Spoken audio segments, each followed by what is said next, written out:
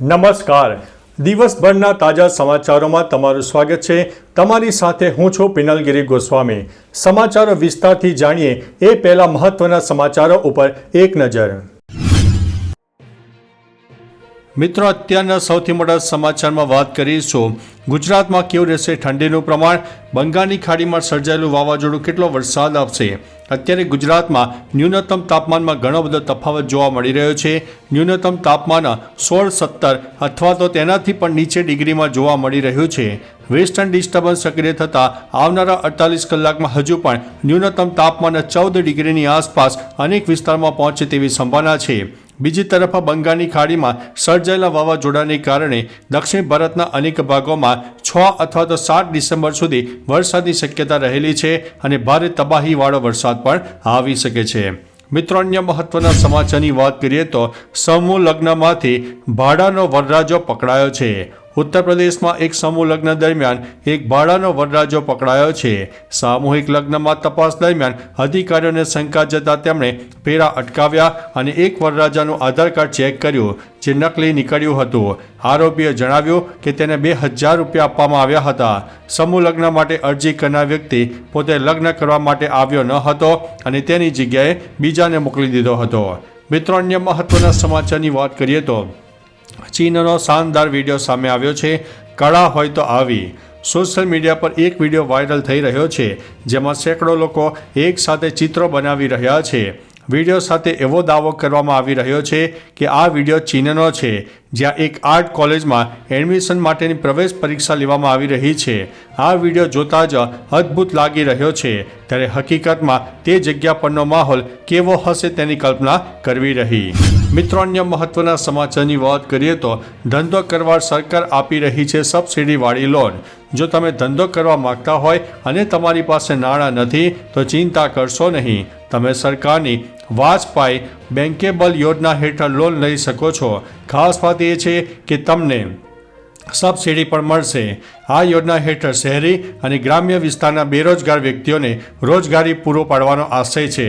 સહાય માટે blp.gujarat.gov.in ઉપર ઓનલાઈન અરજી કરી શકો છો. 30-40% સુધી સબસિડી પણ મળી શકે છે. મિત્રો, અન્ય મહત્વના સમાચારની વાત કરીએ તો પીએમ કિસાન યોજનાનો લાભ લેવા માટે કરો આ કામ.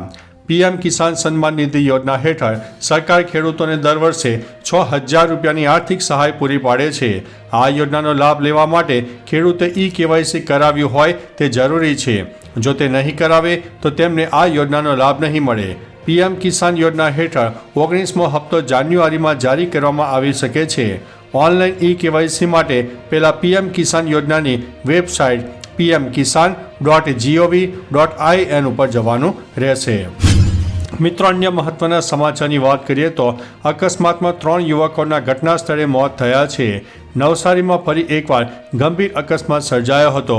જલાલપોરના કોલાસણા ગામ પાસે સર્જાયેલા અકસ્માતમાં બાઇક પર સવાર 3 યુવકોએ ઘટના સ્થળે દમ તોડી નાખ્યો હતો. બાઇકનું બેલેન્સ ખોરવાતા બસ સ્ટેન્ડ સાથે ધડાકાભેર અથડાયા હતા.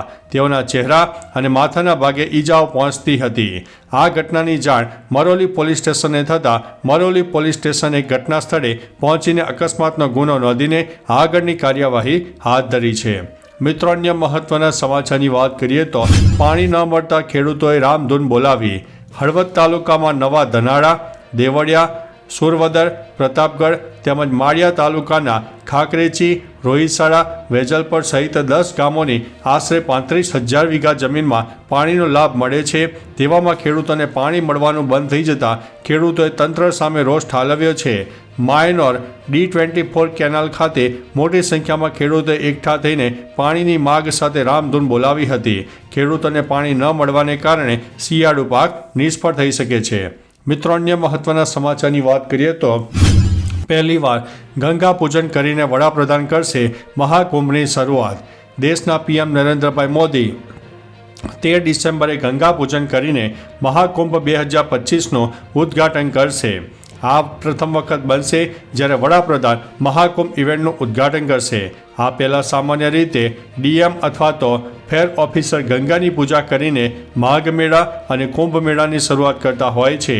પ્રયાગરાજ આવેલા સીએમ યોગી આદિત્યનાથે આ માહિતી આપવા માટે મહાકુંભ અને વડાપ્રધાનના કાર્યક્રમની તૈયારીઓની સમીક્ષા પણ કરી હતી. મિત્રો, અન્ય મહત્વના સમાચારની વાત કરીએ તો બહાર જતા પહેલા ધાબળા તૈયાર રાખજો. હવામાન વિભાગની આગાહી અનુસાર રાજ્યમાં આગામી 3 દિવસ ભારે ઠંડી પડી શકે છે.